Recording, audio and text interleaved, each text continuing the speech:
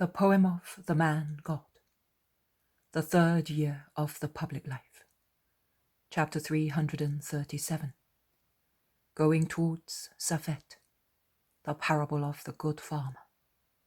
22nd of November, 1945. The road to Saphet leaves the plain of Khorazim and climbs a remarkable mountain range thickly covered with trees. A stream flows down the mountains towards the lake of Tiberias. The pilgrims are waiting at a bridge for those who were sent to Merom, and they do not have to wait long. The others, in fact, walking fast, arrive punctually at the rendezvous and meet the master and their companions with great joy, and inform them of their journey, which was blessed also with some miracles, worked in turn by all the apostles. But Judas of Kerioth rectifies. With the exception of me, as I was not able to do anything. His mortification in admitting it is painful. We told you that it was due to the fact that we were dealing with a great sinner, replies James of Zebedee. And he explains, You know, Master, it was Jacob, and he was very ill. That is why he invokes you, because he is afraid of death and of God's judgment. But he is more avaricious than ever, now that he foresees a real disaster for his crops, which have been completely ruined by frost. He lost all his seed corn, and he cannot sow any more because he is ill, and his maidservant is not fit to plough the field, because she is worn out by fatigue and starvation, as he economizes also on flour for bread, seized as he is with fear that he may be left without any food one day. We ploughed a large extension of ground for him, and perhaps we sinned, because we worked all day on Friday, also after sunset until it was dark, and even then with torches and bonfires. Philip, John, and Andrew know how to do it, so do I. We worked hard. Simon, Matthew, and Bartholomew followed us, removing the corn that had come up and had been ruined. And Judas went in your name to ask Judas and Anne for a little seed, promising that we would call on them today. He got it, and it was chosen seed. So we said, we will sow it tomorrow. That is why we are a little late, because we started at the beginning of sunset. May the Eternal Father forgive us, considering the reason why we sinned. Judas, in the meantime, remained near Jacob's bed to convert him. He can speak better than we can. At least, that is what Bartholomew and the Zealots said spontaneously. But Jacob turned a deaf ear to all his arguments. He wanted to be cured, because his disease costs him money, and he insulted the servant, calling her a sluggard. Since he said, I will be converted if I recover, Judas imposed his hands on him to calm him down, but Jacob remained as ill as before. Judas was discouraged and told us. We tried before going to bed, but we did not obtain a miracle. Now Judas maintains that it is because he has lost your favor, as he displeased you, and is now downhearted.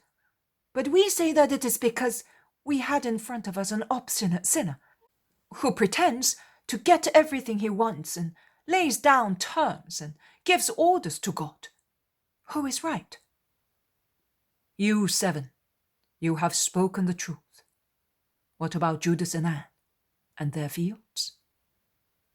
Only slightly ruined. But they have means, and everything has already been repaired, and they are good people. Here, they have sent you this offering and this food. They hope to see you sometime.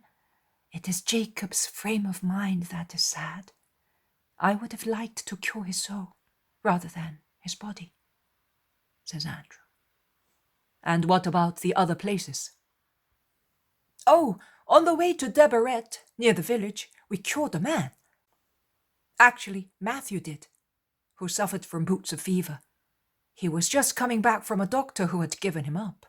We stopped at his house, and he did not have a temperature from sunset till dawn, and he said that he was feeling well and strong.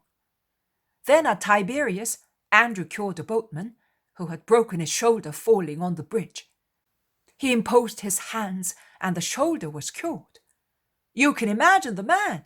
He insisted on taking us free of charge to Magdala and Capernaum and then to Bethsaida, and he remained there because there are several disciples there. Timonius of Myra, Philip of Arbela, Amastius and Marcus of Joshua, one of those who were freed from the demon near Gamala. Also, Joseph, the boatman, wants to become a disciple. The children at Johanna's are very well. They do not seem to be the same. They were playing in the garden with Johanna and Cusa. I saw them. I was there too. Go on. At Magdala, Bartholomew converted an evil heart and cured a wicked body. How well he spoke! He explained that disorderliness of the spirit engenders disorder in the body, and that every concession to dishonesty degenerates into a loss of peace, of health, and finally of the soul. When he saw that the man was repentant and convinced, he imposed his hands, and the man was cured. They wanted to keep us at Magdala, but we obeyed your instructions, and the following morning we went on our way to Capernaum. There were 5 people there who wanted to be cured by you, and they were about to go away as they were discouraged. We cured them. We did not see anybody, because we left at once by boat for Bethsaida to avoid questions by Eli, Uriah, and companions. At Bethsaida? But Andrew, will you tell your brother? Concludes James of Zebedee, who has spoken all the time. Oh, Master! Oh, Simon! If you saw Marciam, you would not recognize him. Good gracious! He has not become a girl! Exclaims and asks Peter. On the contrary, a fine young man. He's tall and thin, as he has grown so much. He's wonderful. We could hardly recognize him. He's as tall as your wife and as me. Oh, well, neither you nor Porphyria or I are palm trees. At most we could be compared to thorn bushes, says Peter, who, however, is overjoyed at the news that his adoptive son has grown up. Yes, brother, but at the recent feast of the dedication, he was still a stunted boy who hardly reached up to our shoulders. Now he is really a young man, with regard to height, voice, and seriousness. He has behaved like those plants that stagnate for years, then all of a sudden they become surprisingly luxuriant. Your wife has been very busy lengthening his garments and making new ones, and she makes them with wide hems and flounces at the waist, because she rightly foresees that Marciam will grow more. And he is growing even more in wisdom. Nathanael in his wise humility did not tell you that for almost 2 months Bartholomew was the master of the youngest and most heroic of your disciples, who gets up before daybreak to pasture the sheep, split wood, draw water, light the fire, sweep the floors, do the shopping, out of love for his putative mother. And in the afternoon, until late at night, he studies and writes like a little doctor. Just imagine! He gathers all the children of Bethsaida together, and on the Sabbath he gives them short evangelical lessons. Thus, the little ones, who are excluded from the synagogue, lest they should disturb the service, have their day of prayer, just like grown-up people. And mothers tell me that it is beautiful to hear him speak, and that children love and obey him with respect, and are becoming very good. What a disciple he will be! Well, well, I am moved. My Marciam, even at Nazareth, eh? His heroism for that little girl, Rachel, was it not? Peter stops in time, blushing for fear he might have said too much. Fortunately, Jesus comes to his rescue, and Judas is engrossed in thought and inattentive, or he pretends he is. Jesus says, "Yes, Rachel, you are right. she is cured, and the fields will yield a good crop of corn. James and I have been there. The sacrifice of a young child can do so much. At Bethsaida, James worked a miracle for a poor cripple, and Matthew, in the street near Jacob's house, cured a boy. And today, in the square of that village near the bridge, Philip cured a man with diseased eyes, and John, a boy who was possessed. You have all done well, very well. We shall now go to that village on the slopes, and will stop in one of the houses to sleep. And you, my dear master, what have you done? How is Mary and the other Mary? Asks John.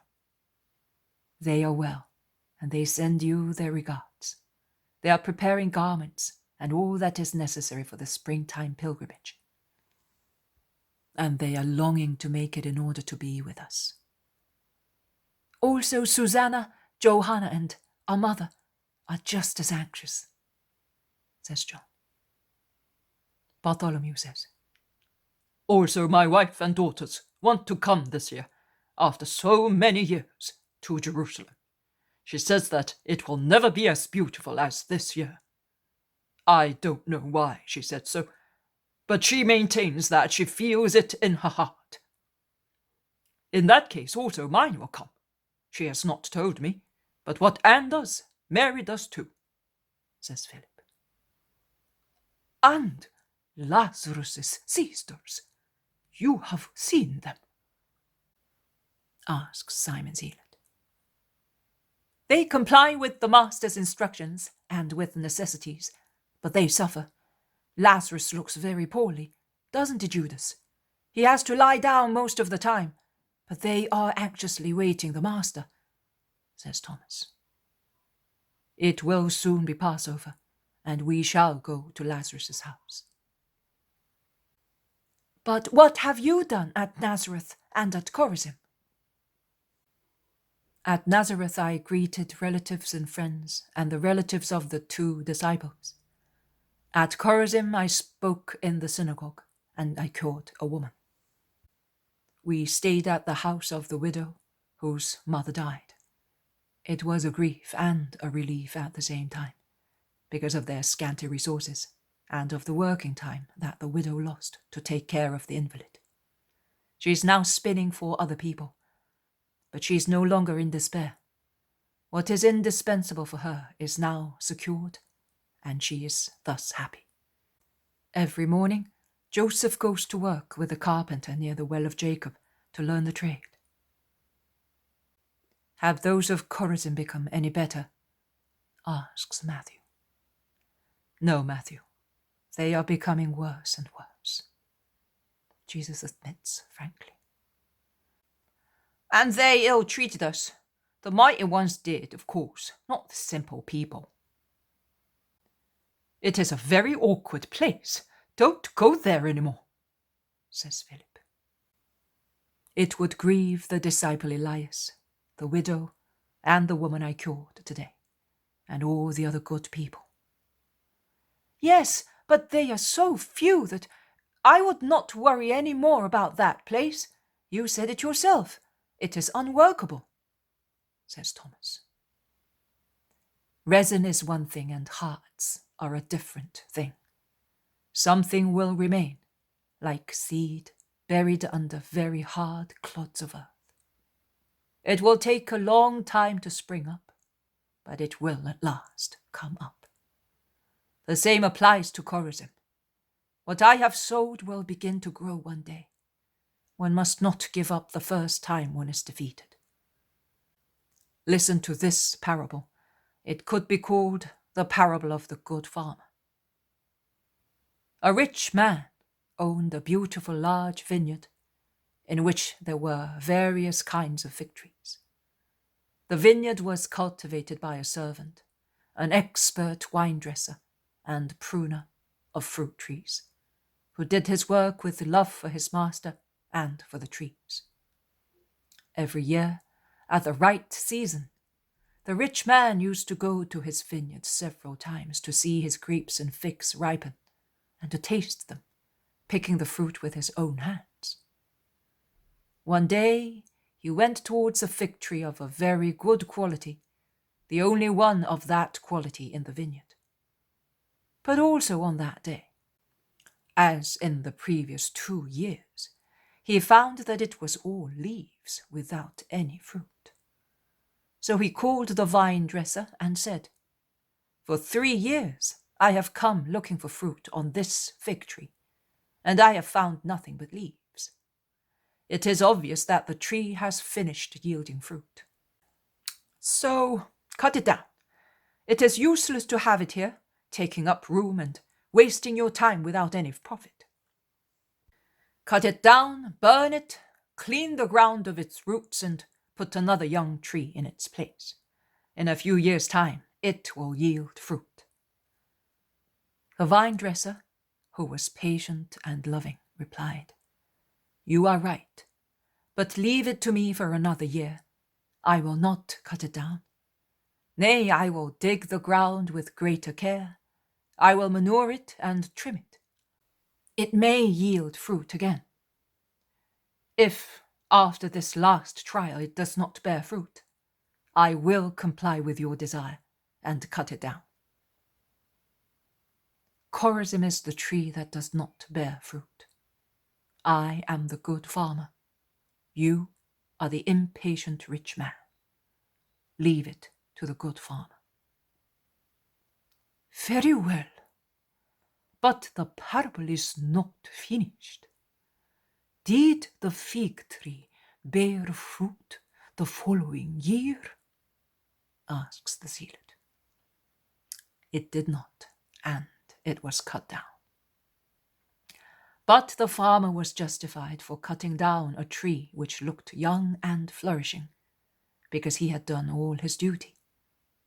I also wish to be justified for cutting off some people with an axe and removing them from my vineyard, in which there are unfruitful and poisonous plants, nests of snakes, sapsuckers, parasites or poisons that spoil or injure their fellow disciples, or they penetrate, creeping with their wicked roots to proliferate, without being called into my vineyard, where they rebel to being grafted, as they entered only to spy, to denigrate, and to make my field sterile. I will cut them off after trying everything to convert them. For the time being, instead of an axe, I make use of shears and of the pruner's knife, and I thin out branches and engraft. Oh, it will be hard work, both for me who does it and for those who undergoes the treatment. But it is to be done, so that in heaven they may say, "He has accomplished everything." But the more he pruned, grafted, hoed and manured them, shedding perspiration, tears, and blood while working, the more sterile and wicked they have become. There is the village. Go ahead, all of you, and look for lodgings. You, Judas of Kerioth, stay with me. They remain alone, and in the twilight they proceed close to each other in dead silence. At last, Jesus says, as if he were speaking to himself, "And yet, even if we lose God's favor by infringing his law, we can always become what we were by renouncing sin." Judas does not reply. Jesus resumes, "And if one understands that it is not possible to have the power of God, because God is not there where Satan is, one can easily remedy by preferring what God grants to what our pride desires." Judas is silent. They have by now reached the first house of the village, and Jesus, still speaking to himself, says, "And to think that I did severe penance, that he might mend his ways and go back to his father. Judas starts, raises his head, looks at him, but does not say anything. Jesus also looks at him, and then he asks, Judas, to whom am I speaking? To me, Master. It is because of you that I no longer have power. You took it off me to increase it in John, Simon, James, in everybody except me. You do not love me. That's what it is. And I will end up by not loving you, and by cursing the hour when I did love you. And I ruined myself in the eyes of the world for a cowardly king who is overwhelmed even by the populace. I was not expecting this from you. Neither I from you. But I have never deceived you, and I have never forced you. So why do you remain with me? Because I love you. I cannot part with you. You attract me, and you disgust me. I desire you as much as I desire air to breathe. And you frighten me. Oh, I am cursed. I am damned. Why do you not drive the demon out of me, since you can? Judas's face is livid and upset. He looks like a mad man, full of hatred and fear. He reminds me, although faintly, of the satanic mask of Judas on Good Friday. And Jesus' face reminds me of the scourged Nazarene, who, sitting on an upturned tub in the courtyard of the praetorium, looks at his sneerers with all his loving pity. He says, and the sob already appears to be in his voice. Because there is no repentance in you, but only hatred against God, as if he were guilty of your sin. Judas utters a horrible curse between his teeth. Master, we have found lodgings. There is room for 5 in one place, for 3 in another, for 2 in a third place, and then 2 places can accommodate 1 each. We could not find anything better, say the disciples. All right, I will go with Judas of Kerioth, says Jesus. No, I prefer to be alone. I am upset. You would not be able to rest. As you wish. I will go with Bartholomew. You can do as you like. In the meantime, let us go where there is more room, so that we may all have supper together.